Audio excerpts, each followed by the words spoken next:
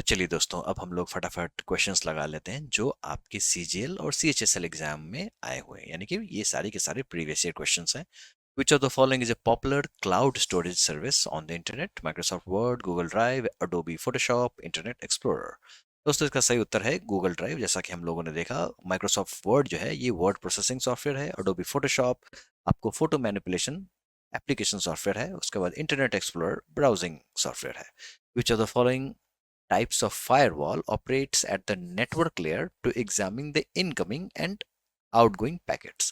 Packet filtering, या सही सही जवाब है दोस्तों।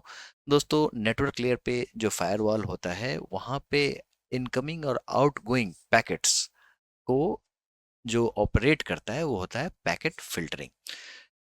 N A is an organization that connects its subscribers computer using modem to the internet। दोस्तों यहाँ पे ऑर्गेनाइजेशन पूछा जा रहा है जो कि आपके कंप्यूटर को इंटरनेट से जोड़ती है, और इसको हम लोग इंटरनेट सर्विस प्रोवाइडर कहते हैं, जैसे एयरटेल जियो है ना। ये एक तरीके का ऑर्गेनाइजेशन है जो आपके कंप्यूटर को इंटरनेट प्रोवाइड करती है। अगला सवाल है, which networking device operates at the layer 2 of the OSI model and forwards data back based on MAC addresses? दोस्तों यही कारण है जो आपको ओएसआई मॉडल को अच्छे से पढ़ना है। आपको 2-3 स्लाइड्स दी गई हैं, इसको आपको अच्छे से एक बार देख के जाना है एग्जाम में, और इससे आपको एक सवाल देखने को जरूर यानी कि पक्का से मिलेंगे ही। सवाल पूछा जा रहा है जो लेयर 2 पे कौन से ओएसआई मॉडल में लेयर 2 पे है जो कि डेटा को फॉरवर्ड करता है बेस्ड ऑन मैक एड्रेसेस।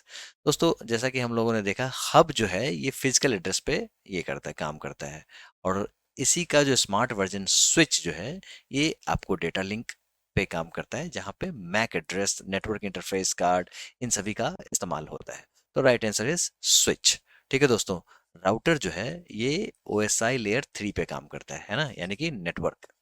ये सारी चीजें आपको पता होनी चाहिए। और फायरवॉल जो है ये आपको मल्टीपल ओएसआई लेयर्स पे काम करता है। ठीक है। उसके बाद अगला सवाल है अगला सवाल है, a dash is an electronic device that receives a weak signal and regenerates it. Basically ये सिग्नल को एम्पलीफाई करने का काम करता है। कौन सा? तो रिपीटर। ये आपको पता होना चाहिए। आपको 10 इंफॉर्मेशंस दी गई हैं जिसमें राउटर, रिपीटर, ठीक है, एक्सेस पॉइंट, ये सारी इंफॉर्मेशन दी गई हैं, वन लाइनर फॉर्म में दी गई हैं, और उस वन लाइनर फॉर्म में भी आपको जो इंपॉर्टेंट वाले हैं वो हाईलाइट कर दिए गए हैं। वो आपको एक बार पढ़ के जरूर जाना है। In which of the following modes of data transmission can the data flow in both direction but only one direction at a time?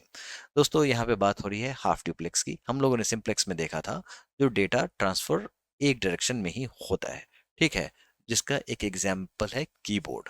जब आप कीबोर्ड से इंफॉर्मेशन, आप कोई की दबाते हो तो वो इंफॉर्मेशन एक ही डायरेक्शन में कंप्यूटर को जाता है। हाफ डुप्लेक्स का एग्जांपल हम लोगों ने देखा था वॉकी टॉकी, जिसमें इंफॉर्मेशन दोनों डायरेक्शन में तो जाता है लेकिन वन एट अ टाइम। ठीक है। और उसके बाद हमने फुल डुप्लेक्स देखा था जिसमें हमारा कंप्यूटर कम्युनिकेट करता है बाकी के कंपोनेंट से। अगला सवाल है, dash is the physical network of the computers all over the world? दोस्तों बात हो रही है इंटरनेट की। Dash is a passage to connect two networks that may work on different networking models।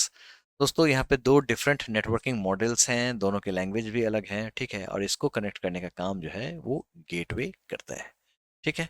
अगला सवाल है, while dash data transfers from customer's machine to the server? Basically आपका जो कंप्यूटर है, ठीक है, ये इंफॉर्मेशन भेज रहा है सर्वर को, और इसको हम लोग अपलोडिंग कहते हैं। ठीक है दोस्तों, डाउनलोडिंग में सर्वर से इंफॉर्मेशन आप अपने कंप्यूटर में डाउनलोड करते हो, है ना। तो uploading and downloading is the part of your syllabus. तो आप यहाँ पे एक चीज गौर करना, जो भी आपके सिलेबस का पार्ट है, सवाल आपको डायरेक्टली वहां से दिख जाएंगे, तो आपको सिलेबस को अच्छे से कवर कर लेना है। Which of the following internet protocol specifies how data is exchanged over the internet and how it should be broken into IP packets? दोस्तों यहाँ पे TCP, ट्रांसमिशन कंट्रोल प्रोटोकॉल की बात हो रही है। हम लोगों ने देखा था जो ट्रांसमिशन कंट्रोल प्रोटोकॉल के तहत दो के बीच में डेटा ट्रांसफर होता है और थ्री वे हैंडशेक होता है। कहने का मतलब data sending, data receiving end feedback mechanism, जो डेटा अच्छे से सही ऑर्डर में रिसीव हो गया है। ये सारा का सारा काम टीसीपी के तहत होता है। HTTP जो है ये एप्लीकेशन लेयर पे होता है, इसका मतलब होता है हाइपरटेक्स्ट ट्रांसफर प्रोटोकॉल। PPP ये पॉइंट टू पॉइंट प्रोटोकॉल है, ठीक है। उसके बाद SMTP जो कि हम लोगों ने ईमेल में पढ़ा, सिंपल मेल ट्रांसफर प्रोटोकॉल, ठीक है। दोस्तों प्रोटोकॉल बहुत ही इंपॉर्टेंट है, आपके कॉम्पिटेटिव एग्जाम्स में आएगा क्योंकि ये आपके सिलेबस का पार्ट है। अगला सवाल है, a dash is a networking device that filters network traffic, यही कीवर्ड है, while connecting multiple computers or communicating devices। दोस्तों यहाँ पे स्विच की बात हो रही है। स्विच जो है हब का स्मार्ट फॉर्म है जो कि इंफॉर्मेशन को आगे फॉरवर्ड इस तरीके से करता है जो नेटवर्क को फिल्टर कर देता है ना, connecting multiple computers and communicating devices. उसके बाद dash are a set of wires that carries a group of bits in parallel and has an associated control scheme. It provides a communication path between two or more devices of a computer system. बात यहाँ पे buses की हो रही है, control unit हो नहीं सकता, कैश हो नहीं सकता, रजिस्टर हो नहीं सकता, है ना। अगला सवाल है, which kind of computer security requires verifying the genuineness of the individuals or organisation that want to access a system, और इसी को हम लोग ऑथेंटिकेशन कहते हैं। अगला सवाल है, what function does the public key serve in the digital signature verification. दोस्तों पब्लिक की इंक्रिप्शन या फिर पब्लिक की क्या है, ये आपको डिजिटल सिग्नेचर को डिक्रिप्ट करने में काम आता है, ठीक है। अगला सवाल है, which of the following is not a layer of internet protocol sweet, TCP/IP, है ना। तो इसमें कौन सा layer not a layer of internet protocol sweet. दोस्तों फिजिकल लेयर में ये सारी चीजें नहीं होती हैं, है ना। तो ये चीज आपने ऑलरेडी OSI मॉडल में पढ़ा था। Physical model means layer means simply wires hub, है ना। इसमें बुद्धि नहीं होती है, ये सीधी सी इंफॉर्मेशन को आगे फॉरवर्ड करता है जिसके लिए बना हुआ है। बुद्धि लगना शुरू होती है डेटा लिंक लेयर से, जहाँ पे NIC कार्ड लगा हुआ होता है, उसके ऊपर में नेटवर्क कार्ड में, नेटवर्क में आपको राउटर देखने को मिल जाएंगे, है ना। और फिर TCP/IP का खेल शुरू हो जाता है। जैसे और फिजिकल लिंक लेयर में भी उसका एक अपना मैक एड्रेस होता है, नेटवर्क इंटरफेस कार्ड का, है ना।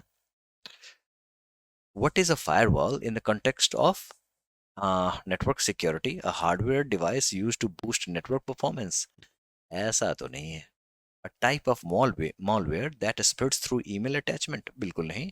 Security mechanism that filters and controls network traffic, बिल्कुल सही बात है। A software application for managing files and folder, बिल्कुल नहीं। अगला सवाल है, what is a Trojan in the context of network security.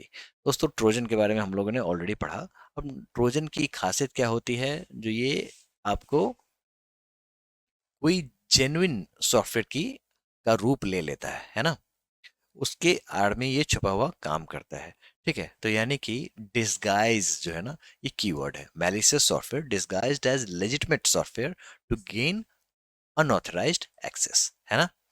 उसके बाद अगला सवाल है, dash is a type of malware that is often disguised as legitimate software. Similar सवाल, आंसर इज ट्रोजन। अगला सवाल है, which of the following statements is incorrect. इसमें से कौन सा स्टेटमेंट इनकरेक्ट है। Some Trojans create backdoors to give malicious users access to the system, ये बात तो सही है।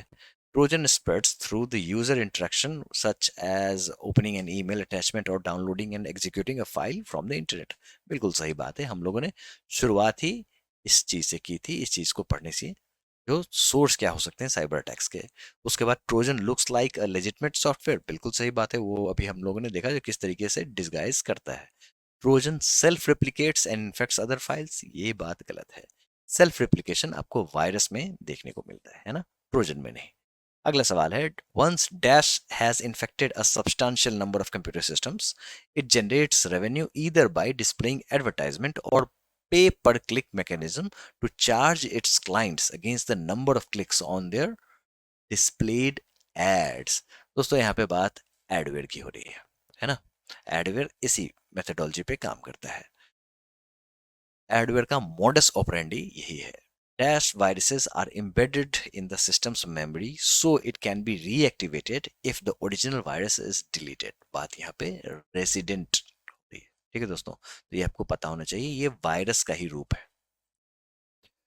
अगला सवाल है, a dash can either be malware or hardware.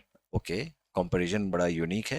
The main purpose of this malware is to record the keys pressed by a user on the keyboard. Okay, बात यहाँ पे की लॉगर की हो रही है। ठीक है, आप जो कीबोर्ड में की दबाओगे, की लॉगर इसको रिकॉर्ड करेगा और आगे फॉरवर्ड कर देगा। A dash is a contagious program or code that attaches itself to other piece of software and then reproduces itself when the software is run. यहाँ पे बात हो रही है वायरस की। अगला सवाल है, crypto locker is a form of which of the following. दोस्तों, क्रिप्टो करेंसी आपने सुना होगा, ये एक तरीके का रैनसमवेयर है जो बेसिकली रंगदारी में, साइबर रंगदारी में काम आता है। And I wish you best of luck for your examination. यहीं पे आपका कंप्यूटर मॉड्यूल खत्म होता है। हमने स्ट्रिक्टली सीजीएल और सीएचएसएल के सिलेबस को फॉलो किया है। आप सवालों में देख सकते हैं जो किस तरीके से सवाल पूछे गए हैं। ठीक है, थैंक यू वेरी मच।